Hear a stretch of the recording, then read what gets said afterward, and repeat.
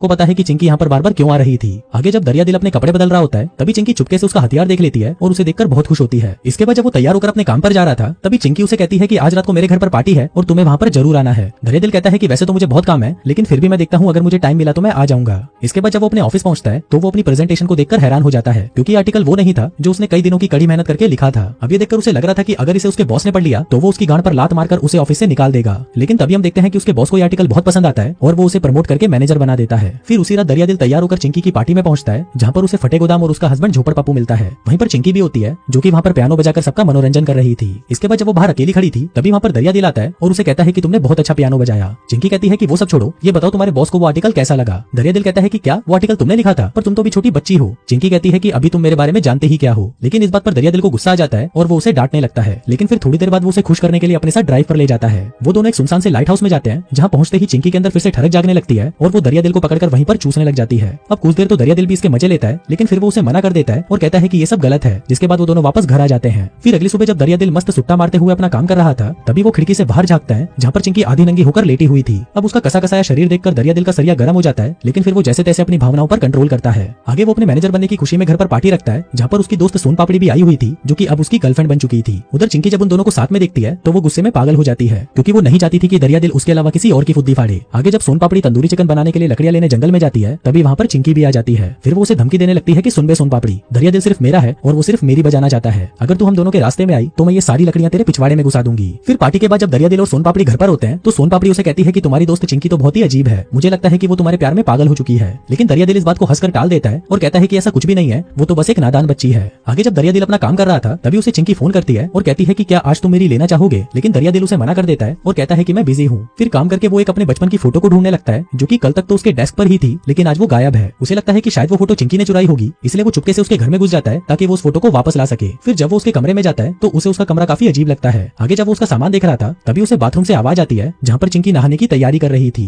तभी उसे देखकर दरिया दिल उसकी कबड़ में छुप जाता है। लेकिन तभी चिंकी भी अपनी चड्डी बनियान लेने वहाँ पर आ जाती है। अब वहाँ पर आते ही चिंकी को एहसास हो जाता है कि दरिया दिल यहीं पर है, इसलिए वो जानबूझकर उसके सामने अपने सारे कपड़े उतार देती है और उसे अपने छोटे नींबू और गुलाबी गुफा दिखाने लगती है। अब इतना शानदार नजारा देखकर दरिया दिल का सरिया फिर से गर्म हो जाता है लेकिन वो फिर से जैसे तैसे करके खुद को कंट्रोल करता है। इसके बाद जब वो वहाँ से वापस जा रहा था तभी उसे वहाँ पर चिंकी का बाप झोपड़ पप्पू मिलता है जो कि शॉपिंग करके घर वापस आया था। अब उसे वहाँ पर देखकर दरिया दिल की फट जाती है और तभी झोपड़ पप्पू से कहता है कि तुम यहाँ पर क्या कर रहे हो। जिस पर दरिया दिल कहता है कि मैं तो बस चिंकी को उसकी बुक वापस करने आया था। अब वो वहाँ से जाने ही लगता है कि तभी झोपड़ पप्पू उसके हाथ में सामान दे देता है और उसे अपने साथ ऊपर बेसमेंट में आने को कहता है। इसके बाद जब वो दोनों ऊपर पहुंचते हैं तभी झोपड़ पप्पू उसे एक बड़ा सा खिलौना दिखाता है जिसको वो चिंकी के लिए तैयार कर रहा था। आगे जब वो दोनों बातें कर रहे होते हैं तभी वहाँ पर चिंकी आ जाती है। अब चिंकी को देखकर उसका बाप उससे पूछता है कि तुमने दरिया दिल को कौन सी बुक दी थी। अब ये सुनकर दरिया दिल की फिर से फट जाती है लेकिन तभी चिंकी कहती है कि हाँ, मैंने तो उसे मियाँ की मजदूरियों वाली कहानी की बुक दी।